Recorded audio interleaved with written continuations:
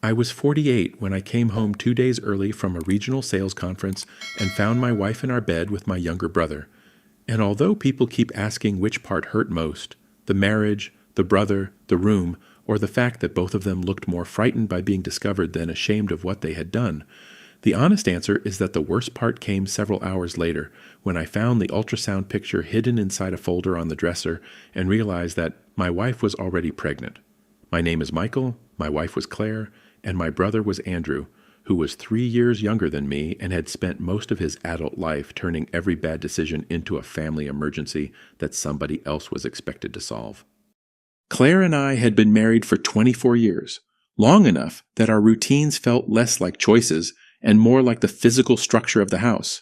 While our daughter Sophie was 22 and finishing graduate school, our son Caleb had just turned 18, and I had reached the point where I believed the difficult years were behind us because the children were healthy, the mortgage was almost gone, and the business I'd spent half my life building finally ran without requiring me to answer the phone at midnight.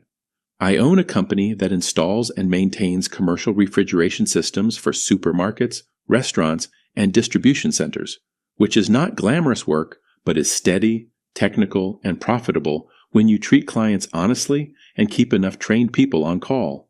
And Andrew had worked for me for almost 11 years after losing a construction job and asking for something temporary until he got himself together.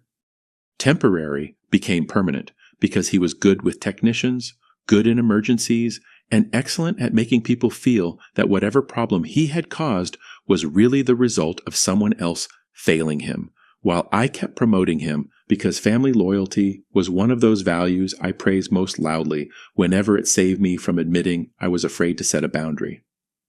Claire worked part-time as an office manager for a dental practice and handled most of our household finances, not because I was incapable, but because after years of running payroll, equipment leases, insurance renewals, and vendor accounts, I liked coming home to a place where I did not have to think about numbers. She paid the bills, moved money into savings, scheduled repairs, remembered birthdays, and kept our life organized with a competence I trusted so completely that I stopped noticing how much access trust had given her. Andrew had divorced 4 years earlier after his wife, Natalie, found out that he had been moving money from their joint account to cover gambling losses he called investments. And although Claire said we should not get involved, I paid his attorney, covered 3 months of rent, and gave him a higher salary because he told me he needed to appear stable for the custody arrangement involving his daughter, Lily. Natalie eventually received primary custody. Andrew blamed the judge, and the rest of us learned to avoid mentioning how often he canceled weekends with Lily because work, headaches, or sudden trips somehow appeared whenever parenting required more than a photograph and a restaurant meal. The first boundary I erased was money, the second was work, and the third was my home, because after Andrew's landlord sold the building, Claire suggested that he stay in the finished room above our garage for a few weeks while he found another apartment which sounded sensible because he was family. The room had a separate entrance, and I had no reason to imagine that the two people I trusted most would use proximity as an opportunity rather than a responsibility. He stayed for 5 months. At first, the arrangement felt almost healthy, since Andrew ate dinner with us, helped Caleb repair an old motorcycle, carried groceries for Claire, and made the house louder in a way that reminded me of our childhood. But after he moved into an apartment 10 minutes away, he continued stopping by several times a week, usually when I was working late or traveling, because Claire said he was lonely and because our children had always treated him as the entertaining uncle who arrived with takeout and stories that made ordinary irresponsibility sound like freedom. Looking back, there were signs, but signs become obvious only after the answer is known, while before that, they are merely details that fit inside 100 innocent explanations. Claire began defending Andrew before I criticized him, even when I had not mentioned him, and Andrew started knowing things about my marriage that I had never told him, including arguments about money, my frustration over Claire's drinking, and the fact that we had been less physically close since my surgery 2 years earlier. He bought her a birthday necklace that cost too much, then laughed when I said so, and claimed he had received a discount from a client. She changed the subject whenever Natalie made a comment about Andrew always needing another man's life. And once, during a family barbecue, I saw Claire touch the back of his neck while passing behind him, but the gesture lasted less than a second, and I disliked the thought it created so much that I punished myself for having it.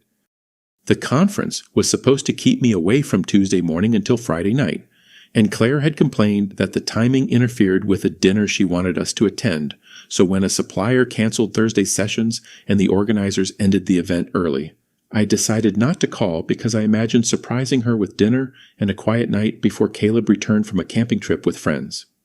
I landed shortly after noon, left my suitcase in the trunk, bought flowers from a grocery store near the highway, and drove home feeling almost embarrassingly pleased with the idea that after 24 years I could still walk through the door carrying something unnecessary and make my wife smile. Andrew's truck was parked 2 streets away.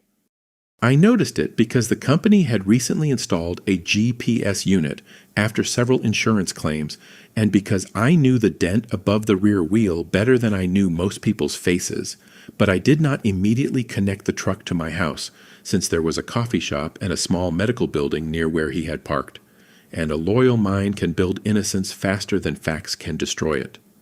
The front door was locked, the alarm was off, and music played upstairs quietly enough that I first assumed Claire was cleaning, while 2 glasses sat on the kitchen island beside an open bottle of wine even though it was barely 1 in the afternoon. 1 glass had lipstick on it, the other did not, and the flowers in my hand suddenly felt ridiculous, but I still told myself Andrew might have stopped by to discuss work because I had trained myself for years to treat suspicion as a character flaw. I called Claire's name from the bottom of the stairs. The music stopped. Nobody answered, but I heard movement above me, followed by the small, unmistakable sound of a drawer closing, and by the time I reached the bedroom, my body had already understood what my mind was refusing to name. The door was not fully closed, and when I pushed it open, I saw Andrew pulling on his jeans while Claire sat against the headboard holding the sheet to her chest, with my pillow on the floor, his watch beside my wedding photograph, and the room carrying the kind of silence that exists only after something irreversible has finally been seen. I did not shout, hit anyone, or throw the lamp, although later Andrew described me to relatives as frighteningly calm, which was his way of making self-control sound more dangerous than betrayal. I put the flowers on the dresser, looked at both of them, and asked how long, while Claire began crying before she answered, and Andrew said my name in the same voice he used when an expensive compressor failed because he had ignored a technician's warning. Claire said it was the first time. Andrew looked at her. That look lasted less than a second, but it contained an entire conversation, and when I asked again, Claire changed the answer to a few months, while Andrew interrupted and said they should not discuss details until everybody had calmed down, as if the man standing in his own bedroom was the unstable element in the room.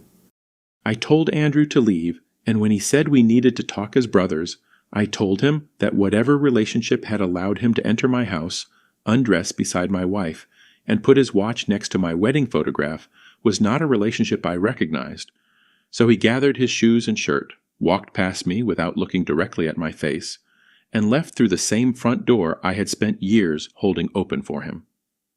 Claire remained in the bedroom, still wrapped in the sheet, telling me that she loved me, that the marriage had been lonely, that I traveled too much, that Andrew had understood how invisible she felt, and that none of those explanations excused what happened, even as she used each one to distribute the weight of her decision across the room. I asked whether it had happened in our house before. She said no. I asked whether it had happened while Andrew lived above the garage. She said no too quickly. I asked whether our children had ever been home. She began crying harder and said she did not know what I wanted from her, which was the first moment I understood that the truth would not arrive because I deserved it, but only if I found a way to make lying more difficult than admitting what had happened. I told her to get dressed and stay downstairs while I packed a bag, because the house was legally ours, and I had no right to force her out without speaking to an attorney, while I also knew that staying there through the night would either break me or turn me into somebody I did not want our children to remember. On the dresser, beneath a stack of insurance statements, I found a pale blue folder with the name of a women's health clinic printed across the front, and I opened it because nothing in that room still felt private in the ordinary sense. Inside was an ultrasound image dated 8 days earlier. The name at the top was Claire's. The gestational age was 10 weeks and 4 days, and the small gray shape in the center looked less like a child than a secret given weight. I sat on the edge of the bed because my knees stopped cooperating, then read every line twice, including the estimated due date, the follow-up appointment, and a note reminding her to continue prenatal vitamins, while the dates moved backward in my head and landed inside weeks when Andrew had attended dinner, complained about his divorce, borrowed my truck, and asked whether I planned to reduce my travel schedule once the company expanded. Claire found me holding the image and went completely still. I asked whether the baby was mine. She said she did not know. That answer hurt more than a lie because it meant the possibility had already been measured privately while I was still living inside a marriage where pregnancy at our age would have been terrifying, complicated, and also something I would have tried to welcome.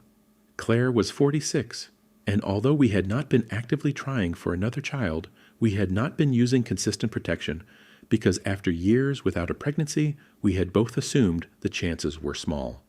I had undergone treatment for prostate inflammation the previous year, not cancer and not something that made me sterile, but enough to reduce intimacy for several months, which meant the timeline was possible for me, possible for Andrew, and impossible to understand without testing. She said she had planned to tell me after another appointment. I asked whether she had planned to tell Andrew too. She looked away.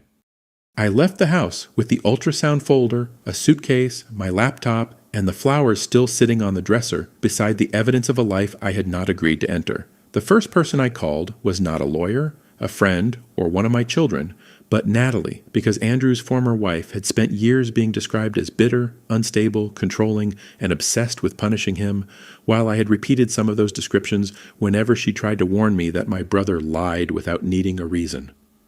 She answered cautiously, and when I said I needed to ask whether she had ever suspected Claire and Andrew, the silence on her end lasted long enough that I knew the answer before she spoke. Natalie told me that during the final year of their marriage, she found messages between them that were inappropriate but not explicit, including complaints about me, jokes about how much easier life would be if both of them had married the right sibling, and photographs from evenings when Andrew claimed to be working. Claire insisted the messages were emotional support during a difficult divorce. Andrew deleted the rest, and I had refused to look at screenshots Natalie sent because Claire told me that engaging with a jealous ex-wife would only feed drama. I remembered that conversation, including Claire standing in our kitchen with her arms folded, saying Natalie wanted to isolate Andrew from the family, while I had chosen peace over curiosity because peace was easier when the person asking questions lived somewhere else. Natalie then told me something I had never known, which was that Andrew had once admitted during an argument that he could take anything from me because I would rather doubt myself than suspect him. And although he might have said it only to hurt her, the sentence fit too neatly inside the room I had just left. I booked a hotel near the office and called Martin Hale, an attorney who had handled a contract dispute for my company. And by 6 that evening, I understood that marriage, ownership, employment, and family could overlap emotionally while remaining separate legal problems that had to be handled with discipline. Martin told me not to empty accounts, destroy property, threaten Andrew, or expose anything publicly before we secured records, and he recommended that I preserve the ultrasound documents, request copies of joint bank statements, change passwords to my personal email, and have the company's outside accountant review every expense Andrew had approved during the previous 3 years. I also called Claire and told her that all further communication about the house, finances, and pregnancy should be in writing unless there was a medical emergency, which made her accuse me of treating her like a criminal, although by then I had learned that people who secretly reorganize your life often become offended when you begin creating a record. Sophie learned first because Claire called her crying and said I had abandoned her during a pregnancy crisis, leaving out Andrew, the bed, and the reason I had left. So I drove to Sophie's apartment that night and told her the truth before a cleaner version could harden around us. Watching my daughter understand that her mother was pregnant by either her father or her uncle was a kind of cruelty I had no language for, and when she asked whether the affair meant Andrew had been lying to her too, All I could say was that deception large enough to survive inside a family usually requires lying to everyone, not only the person being betrayed. Caleb returned the next morning, found Claire alone, and called me furious because she had told him that I misunderstood what I saw, which was such an absurd claim that I nearly laughed before realizing she was trying to preserve herself by making certainty look like interpretation. I met him in a diner, placed the ultrasound folder and a printed message from Claire confirming the affair on the table, and watched the anger drain from his face until he looked younger than 18, while he kept asking whether Uncle Andrew had been in our home during specific weekends, birthdays, and school events. I did not have answers. The DNA question could not be solved immediately, but a prenatal paternity test using Claire's blood and samples from the possible fathers could be performed without risking the pregnancy. So Martin arranged communication through separate counsel after Claire said she wanted clarity but did not trust me to manage the process. Andrew initially refused to provide a sample because he said the request treated him as guilty before proof, even though I had seen him in my bed and Claire had admitted months of contact. But his attorney eventually explained that refusing would not make the issue disappear and might become relevant during divorce proceedings. The waiting period lasted 11 days. During those 11 days, the rest of my life began opening like a house after floodwater recedes, revealing damage that had been hidden beneath ordinary surfaces. Our accountant found repeated payments from our home equity line to a consulting company Andrew had created 6 months earlier, each transfer small enough to resemble household or business spending when viewed alone, but together totaling $87,000. Claire had authorized the transfers from our joint account. Andrew's company had no employees, no office, and no contracts except 2 invoices submitted to my business for market research that nobody remembered receiving, while the money moved from his account into payments on gambling debt, a leased vehicle, hotel charges, and a deposit on a condominium near the river. The condominium was in Claire's name. When I confronted her in writing, she claimed it had been intended as an investment property, and that Andrew helped because he understood real estate, which would have been a poor explanation even without the affair. But land records showed the purchase agreement described Claire as unmarried and listed Andrew's apartment as her mailing address. The title had not closed yet, so Martin obtained an emergency order preventing joint funds from being used to complete the purchase, while the company suspended Andrew pending an independent review, which he called retaliation, even though corporate records now showed that my operations director had been billing a family business for non-existent work while sleeping with the majority owner's wife. I had spent years believing that direct anger was dangerous while quiet accommodation was mature, but what I began to understand was that avoidance does not prevent conflict. It merely gives dishonest people more time to organize around your reluctance. The paternity results arrived on a Monday morning. I was excluded. Andrew was identified as the biological father with a probability greater than 99.9%. I read the report in Martin's office, where the walls were covered with calm landscapes chosen by someone who probably understood that clients often receive the worst sentences of their lives under fluorescent light. And although I had expected the result from the moment I found the ultrasound, expectation did not reduce the sensation of being removed from a future I had briefly imagined, without knowing it existed. Claire called an hour later and said she was sorry. I asked whether she had planned to let me believe the child was mine. She said she had not decided. That answer remained the most honest thing she gave me during the first month because the messages discovered later showed that she and Andrew had discussed exactly that question several times, using language so practical that it sounded like 2 managers evaluating insurance coverage rather than 2 people deciding which man would raise a child. Andrew wanted her to tell me only if the baby strongly resembled him, or if a medical issue required accurate family history, while Claire argued that I was more stable, better insured, and more likely to protect the child if the marriage survived. In one message, Andrew wrote that family resemblance would explain almost anything because we were brothers, and Claire replied that people saw what they expected to see. They had not only betrayed me, but had studied the biological similarity between us as a tool.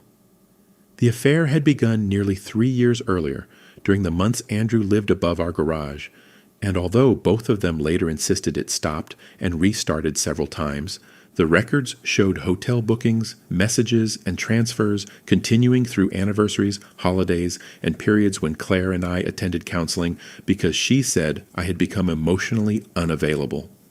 The counselor had encouraged me to listen without becoming defensive, and I had spent months apologizing for distance while the person describing herself as lonely returned home and sent messages to my brother from the bathroom. There was another layer that made the financial betrayal more calculated, because Claire and Andrew had discussed using the condominium as a place to live if I discovered them, while keeping it in her name until the divorce, so Andrew's creditors and Natalie could not reach it. They expected me to cover the mortgage on our house during separation, expected the company to continue paying Andrew, and expected sympathy surrounding the pregnancy to discourage me from challenging money transfers aggressively. They had planned not only a relationship, but a landing. I filed for divorce. The company terminated Andrew for cause after the audit confirmed false invoices and unauthorized use of staff, and our insurer received a report regarding the expenses because several hotel charges had been submitted as client travel. Andrew lost his salary, company truck, phone, health coverage, and the authority he had mistaken for independence, while Claire discovered that pregnancy did not prevent a court from freezing disputed funds or requiring full financial disclosure. None of this felt satisfying. People imagine revenge as a clean heat that replaces grief, but most consequences arrived through emails, certified letters, bank holds, and meetings where professionals asked me to describe intimate betrayal in neutral language, while every practical success was followed by some new personal loss, including Sophie's refusal to speak with her mother, Caleb punching a hole in his bedroom wall, and Lily learning through classmates that her father had impregnated his brother's wife. Natalie called me after Lily came home crying, and instead of blaming me for the publicity, she asked whether I finally understood why she had fought so hard to keep records, which I did, although understanding it then did nothing to return the years when I had treated her warnings as bitterness. Claire moved into a furnished apartment paid for by her sister, while Andrew rented a room from a coworker he had once supervised. And although they had claimed for years that their connection represented something deeper than the lives trapping them, they began fighting almost immediately after secrecy stopped protecting them from ordinary responsibilities. He wanted Claire to sell jewelry and use the money for his attorney. She wanted him to find work and attend prenatal appointments. He accused her of expecting him to replace my income. She accused him of wanting the baby only when fatherhood existed as an idea. Their messages came to me through legal discovery, which meant I learned more about the collapse of their relationship than I wanted, including the fact that Andrew had continued seeing another woman during the same period, a sales representative named Vanessa, who believed he was separated and planning to move out of state. Claire had not known. When Vanessa contacted the company after seeing news of Andrew's termination, she provided messages showing that he had promised to marry her once his divorce issues ended, even though he had been divorced for years and was secretly involved with Claire. That discovery should have made me pity Claire. Instead, it showed me that she had mistaken access for exclusivity, while Andrew had simply expanded the same pattern that had worked throughout his life, telling each person a version of himself designed to keep them useful and separate. Claire's pregnancy became more complicated in the second trimester because of high blood pressure, and although I was no longer her husband in any meaningful emotional sense, I did not want harm to come to her or the baby, which created a guilt I resented because concern felt like another obligation betrayal had failed to erase. When Sophie asked whether I would visit the hospital if something happened, I said yes. Not because the child was mine, but because becoming cruel would not return what had been taken, and because the child had entered the story without choosing any of us. Andrew attended 2 medical appointments, missed 3 others, and then disappeared for almost a week after Claire asked him to sign documents acknowledging paternity before birth, while his attorney advised him not to sign anything until a court ordered another test, despite the independent prenatal result already identifying him. He later claimed he needed time to process becoming a father again, which was impressive, considering he had spent months helping plan how another man might perform that role for him. The divorce process exposed how thoroughly Claire had mixed household money with Andrew's problems, including cash withdrawals, payments toward his gambling debts, and a life insurance policy she had purchased on me with herself as beneficiary and Andrew listed as contingent beneficiary. The policy itself was legal and not unusually large, but I had never known it existed, and seeing his name beneath hers on a document assigning value to my death made Martin pause before saying that suspicion was understandable, but evidence mattered, while there was no evidence they had intended physical harm. I believed him. I also changed every beneficiary designation I had. My relationship with my mother became another casualty because she begged me not to report Andrew's false invoices, saying he would never recover from criminal charges and that losing his job, family, and reputation was punishment enough, while she described the affair as a terrible mistake between two lonely people and asked me to consider what public consequences would do to the baby. I reminded her that Andrew had created false companies, taken business money, used my home, lied to my children, and discussed allowing me to raise his child without consent. After which she said I had always been stronger and therefore had a greater responsibility to show mercy. That sentence explained more of our childhood than she intended. Andrew had always been the fragile one, which meant every broken promise became evidence that he needed help, while my ability to survive became an argument for asking me to absorb whatever he damaged. I told my mother I would not seek revenge outside the law, but I would no longer protect him from the ordinary consequences of documented choices, and when she said that sounded cold, I replied that boundaries often feel cruel to people who benefited from their absence. The district attorney eventually declined to pursue the false invoices as a major criminal case after the company recovered part of the money and Andrew agreed to restitution through a civil settlement, but he received a formal record connected to financial misconduct, lost the professional certifications required by several large clients, and became nearly unemployable in the industry where my name had once opened doors for him. Claire was ordered to return her share of the diverted funds from the property settlement. The condominium purchase collapsed, and the seller kept part of the deposit, which meant the secret home they had imagined became another debt divided between people who no longer trusted each other.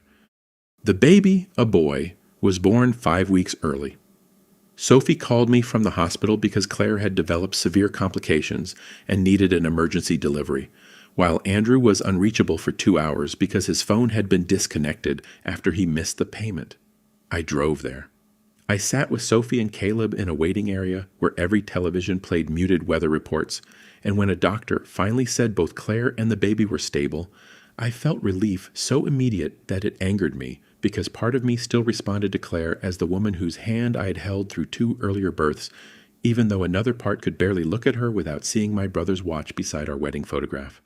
The boy weighed less than 5 pounds and spent 12 days in neonatal care, while Andrew appeared late, argued with a nurse about visitor restrictions, and introduced himself as the father with a confidence he had avoided whenever legal responsibility was discussed.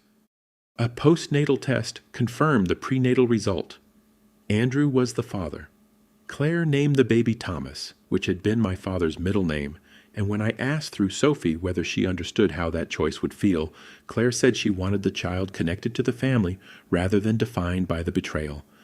The problem was that she continued treating family as something she could invoke after violating every obligation that gave the word meaning. I did not visit Thomas immediately, and I refused Claire's suggestion that I become part of his life as an uncle, because although the baby was innocent, I needed distance before deciding what relationship, if any, I could offer without using him as a symbol of what adults had done. Sophie visited because she could separate the child from the circumstances more quickly than I could, while Caleb refused even to look at photographs, saying that every image made him imagine classmates calculating dates and comparing faces. Andrew and Claire attempted to live together after the birth because both families pressured them to create stability, but the apartment was small, money was scarce, and neither of them had experience with a relationship that included laundry, medical bills, sleepless nights, and public accountability rather than stolen afternoons.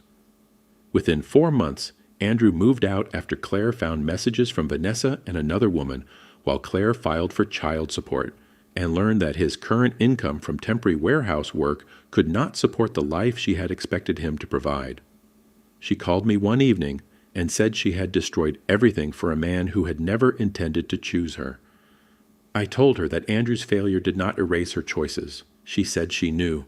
For once, I believed her. Our divorce became final 11 months after I came home early, and the settlement left me with the business, most of my retirement accounts, and the house after I refinanced to pay Claire her share, while she received enough equity to rent a modest place and cover expenses until she returned to full-time work. I replaced the bed, repainted the bedroom, removed every piece of furniture associated with that afternoon, and still slept in the guest room for almost a year because betrayal does not remain attached to objects only when objects are removed.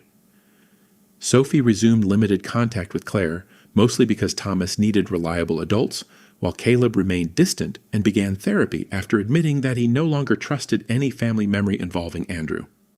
My mother continued inviting both sons to the same holidays until I stopped attending, which she described as me dividing the family, even though the division had occurred long before I refused to sit politely beside the people who created it. Natalie and I became unlikely friends, not romantic and not built on shared hatred, but on the strange relief of speaking with someone who understood how Andrew could make your own caution feel unreasonable until evidence finally arrived. She showed me records from their marriage, including earlier transfers and messages that might have saved me years of confusion if I had been willing to look, while I apologized for helping Andrew portray her as unstable and for using family unity as a reason to ignore facts. She accepted the apology without pretending it repaired everything. The company survived, although losing Andrew exposed how many systems had depended on informal authority rather than documented controls. So I hired an outside operations manager, separated approval roles, required independent review of related party transactions, and learned that trust is not weakened by verification because honest people do not need confusion in order to feel loved. 2 years after the birth, Andrew had moved 3 times, missed support payments, and blamed Claire for turning Thomas against him even though the child barely knew him, while Claire worked full-time, attended counseling, and slowly rebuilt a life that was smaller and more honest than the one she tried to secure through deception. She wrote me a long letter on what would have been our 26th anniversary, admitting that the affair began as a tension, continued because secrecy made ordinary dissatisfaction feel profound, and became impossible to end once she and Andrew had stolen enough money and told enough lies that exposure threatened every part of their lives. She admitted she had planned to let me believe Thomas was mine if the timing allowed it, not because she thought I deserved the child, but because she believed I would be the safest father. That sentence was meant as praise. It felt like another confession. She had seen my reliability as a resource that could be reassigned without my knowledge, while Andrew had seen brotherhood as camouflage, and both of them had mistaken my patience for a permanent willingness to carry whatever they refused to face. I did eventually meet Thomas. He was almost 3, sitting on Sophie's living room floor with toy trucks, when Claire arrived late to pick him up and asked whether I wanted to leave before he woke from a nap. I stayed. When he looked at me, I saw Andrew around the eyes, Claire in the mouth, and none of the moral meaning adults had attached to those features, because he was simply a small child who wanted somebody to help connect 2 pieces of plastic road. I sat on the floor and helped.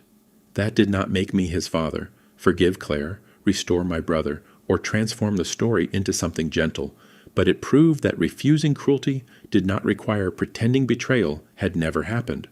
Andrew later accused me of trying to replace him because Sophie posted a photograph where my hand appeared beside Thomas's toy truck, which would have been funny if it were not so consistent with a man who had once planned to let me raise his son and now treated 10 minutes of kindness as theft. I told him that fatherhood was not a title protected by jealousy, but a series of responsibilities he could begin performing whenever he chose. He did not answer. I am 50 now. The business is smaller because I sold 1 division and stopped traveling as much, while Sophie is engaged, Caleb is finishing college, Claire and I communicate only about matters involving the children, and Andrew has not entered my house since the afternoon I found him in my bedroom. People sometimes ask whether I miss my brother, and the difficult answer is that I miss the person I believed he was, which is not the same as missing the man revealed by evidence, while I also miss the version of myself who could lend money, offer work, open a door, and assumed generosity would be understood as love rather than opportunity. I do not regret the divorce, the audit, the termination, the frozen accounts, or refusing to protect Andrew from professional consequences because mercy, offered without truth, would only have restored the conditions that allowed both of them to continue. I do regret the years when I ignored Natalie, the moments when my children sensed something wrong, and I taught them that preserving peace mattered more than asking why, and the fact that Thomas entered a family already carrying a story he will someday have to understand. The title of this story makes it sound like one terrible afternoon, because I came home early and found my wife with my brother, then learned she was pregnant with his child, but the real betrayal was not confined to the bed, the pregnancy, or even the 3-year affair.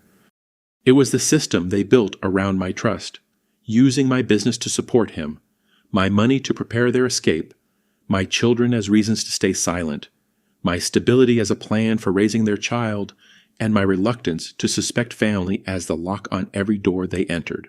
I once believed that strength meant taking the hit without letting it destroy everyone around you, but I understand now that sometimes strength means allowing the truth to destroy the arrangement that depended on silence, even when the people who created it call you cruel for refusing to keep carrying them. Claire lost a marriage she had treated as security. Andrew lost a brother and career he treated as permanent protection. And I lost the belief that love automatically makes people safe. But my children kept a father who finally stopped confusing endurance with loyalty. A few months after I met Thomas, Andrew appeared outside the office, thinner than before, and wearing the same expression he used whenever consequences became expensive, and he asked for enough money to clear arrears, restore his license, and secure an apartment where Thomas could visit. I offered to pay the overdue support to Claire and cover a deposit only if the landlord confirmed the amount and Andrew began making payments. But he rejected every condition since what he wanted was not help with responsibility, but cash without witnesses. During that conversation, he admitted, without realizing how he was speaking, that he expected me to remain married to Claire because I had always cleaned up family problems, and because raising child would have been easier for me than starting over alone. He said he never believed Claire would leave me, never intended to become a full-time father, and assumed the secret would remain manageable as long as nobody forced the three of us to describe it plainly. I had left my phone recording after Martin advised me never to meet him privately without a record, so his voice became part of the restitution hearing, where the judge heard him discuss Thomas as a burden he expected another man to absorb. The court increased the wage withholding order, required financial reporting, and warned Andrew that another missed payment could lead to contempt, while my mother, who attended because she still believed an apology could restore the family, heard him admit that he had counted on my loyalty more than he valued it. She stopped asking me to forgive him after that day, not because she understood every wound, but because his words removed the fiction that the affair had been a moment of weakness rather than a plan built around my willingness to endure. I did not celebrate when Andrew left the courthouse, and I did not feel victorious when Claire thanked me for helping secure support for Thomas, because the money belonged to the child, and the truth belonged to everyone forced to live inside their lies. What changed was simpler and permanent. Andrew could no longer explain his failure as something I had done to him. Claire could no longer describe deception as confusion, and I no longer needed either of them to agree with my version before I trusted what I had seen. That is not a happy ending. It is simply the first honest one we had in years.